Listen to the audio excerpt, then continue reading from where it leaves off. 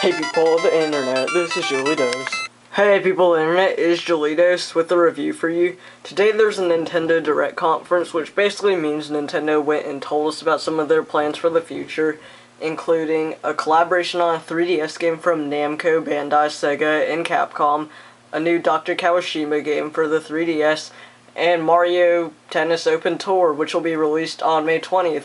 So that's all nice and dandy, but today what I'm going to show you is my review for a 3DS game that was announced that would release today, and that is Dillon's Rolling Western.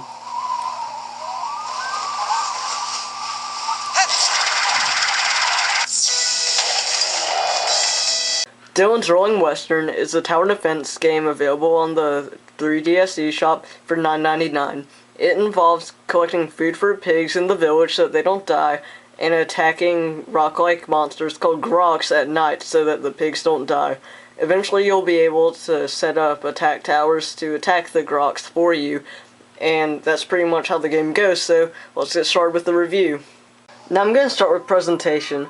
As soon as you start the game, a short little movie plays for you, and you attack to start. So that's nice and all. And then basically what you have is it takes you into your save file where you can either continue your game, view your items, or delete your data. That's basically all the menus you'll find in the game. So presentation isn't too bad, but there could be more, so I'm going to give that a B-. Now I'll be talking about graphics. This game looks pretty decent. It has a similar art style to Legend of Zelda The Wind Waker, and it looks pretty good. The textures are kind of bland, and you can pretty much see the polygons, but the art style in itself is just pretty great, and the 3D adds a lot to the game. Not a lot, it doesn't really add anything actually, but it just looks a lot better. So I'm going to give the graphics a B+. As I said before, this is a tower defense game. In the day sections of this game, you're going to be collecting fruit called scruffles so that you can gather it for your pigs in the village so that they don't die. In addition to this, you can find mines scattered all around throughout the map where you can find gemstones that you can pick up, and then you can sell them for money, which I'll get into in a second. In the village, you can sell all the items that you've gotten thus far.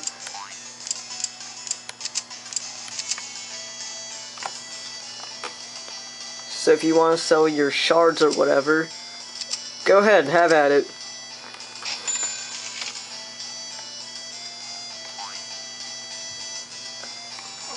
Another thing that you can do in your village is give the fruits that you've collected to increase the population of the pigs.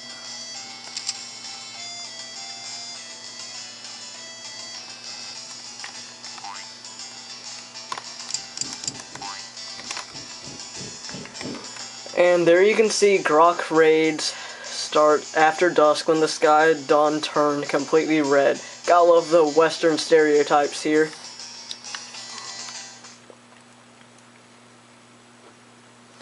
And so I will get into the night gameplay where you have to attack the groks right now. But first let me tell you about the towers in this game. The towers, which you'll find scattered out throughout the map, you'll be able to equip weapons, such as these, using the money you've collected by selling your stuff and found in rocks. Yes, rocks. So I'm going to equip that, and you'll be able to see what it does at night when I'm going to attack the groks, which will be right about now. Okay, so now it's nighttime, and you'll be able to see it. The groks are coming.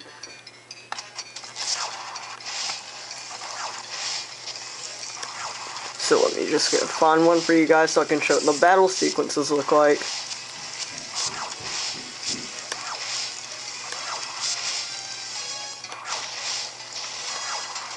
Alright, there's one.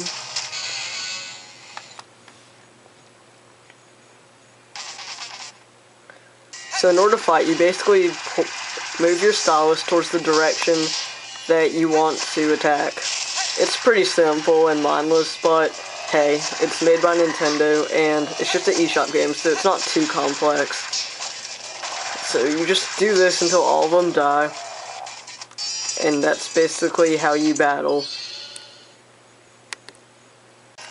So overall, the gameplay is not terrible. It could be better, but, you know, simple is good in games like this that you just download. So overall, it's gonna be a B, because while it doesn't do much for its genre, it's still some pretty good fun. Alright, so now we're gonna get to the worst part of the game, and that is the controls. Basically, in order to move, you can move with the circle pad, but you're rarely going to do this since it's much faster to go like this with the stylus, and boom, you're going really fast. And then you can press L in order to brake. Now, I have some problems with this. The first one is, that's not comfortable at all. And second, for lefties, this isn't going to be the best way to control the game. Some Circle Pad Pro support would have really been nice. But the stupid stylus controls don't end here. Every time you pull up a menu, you move it using the circle pad, just like all games do pretty much. But you press A and you're like, what, why isn't it doing anything? Well, I'll tell you why. You have to select by using the stylus. I mean, why couldn't they have just done A? Like, why even have to use the stylus at all? It doesn't make much sense, and that's going to detract a lot of points off in this category. So while the controls are pretty bad, they don't ruin the game by any means. They just make it a lot more uncomfortable to play. It just feels like the developers at Nintendo changed their mind about stylus and button controls halfway through. So I'm gonna give this game's controls a D+. Fun-wise, this game is pretty fun. You know, it's tower defense. That genre is pretty good. You either like it or you don't, so if you like the genre, I'm gonna give it a B+. Sound-wise, the music isn't too bad. It's actually kind of good, but the sound effects aren't the best, but they're decent. And so the sound isn't terrible, it's just not that good either. So I'm gonna give that a B- as well. Lengthwise, I can't really comment on this game since I'm not too far into it yet, but it seems pretty lengthy because each quest takes up around 3 days, and each day takes up about 10 minutes, so if it has at least 5 quests, it could easily be worth it. At the price for $10, compared to a retail 3DS game, you can't expect too much, but it's a pretty good game anyway, so it's pretty good. So for length, I'm gonna give it a B+ as well. And lastly, difficult-wise, this game isn't too terribly difficult. On a scale of 1 through 10, with a 1 being Kirby's Epic Yarn, and a 10 being Rhythm Heaven DS, I would give this game a 4. So, it's not too difficult, but if you're looking for something to play, it should do it. So overall, this is a decent game on the eShop, although its price for $10 is a little bit steep. Overall, I give this game a B-, which is a medium recommendation.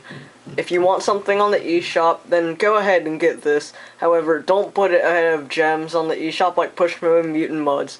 Alright guys, that is it. This game has gotten a B-, and that is my review. Tell me what you thought of it. Like, comment, subscribe, and that's pretty much it. I hope you liked the review. I'll do more reviews in the future, but for now, people of the internet, I will see you guys later.